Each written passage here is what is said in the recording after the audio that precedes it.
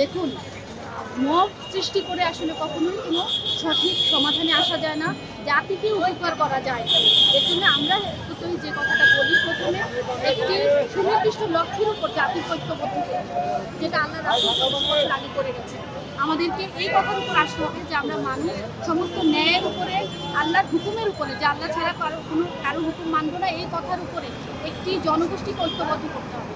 সেই রকম একটি চরিত্র ধারণ করতে হবে, মুমিন হতে হবে। সেই মুমিনের সঙ্গে আল্লাহ সূরা হুজরাতের ১৫ নম্বর আয়াতে বলেছেন যে যখন মানুষ এই কথা স্বীকার করবে যে আমি আল্লাহ এবং আল্লাহ রাসূলের উপর ঈমান আনলাম, আর কোনো সন্দেহ পোষণ করলাম না, এবং আমার জীবন এবং আমার সম্পত্তি আমি সমাজের কল্যাণে, মানুষের কল্যাণে কাজ করে যাব, এইরকম একটি জনগোষ্ঠী যখন আমরা তৈরি করতে পারবো, তখন তাদেরকে দিয়ে আপনি পৃথিবীর মানে যত বড় বড় লক্ষ্যই সামনে আসুক না কেন, সেই জনগোষ্ঠীকে সেই লক্ষ্য বাস্তবায়নে সক্ষম হবে, যেটা আল্লাহ রাসূল করে দেখিয়ে গেছেন। আয়ামে জাহেলিয়াতে বর্ণনা তো নিশ্চয়ই আপনি শুনেছেন।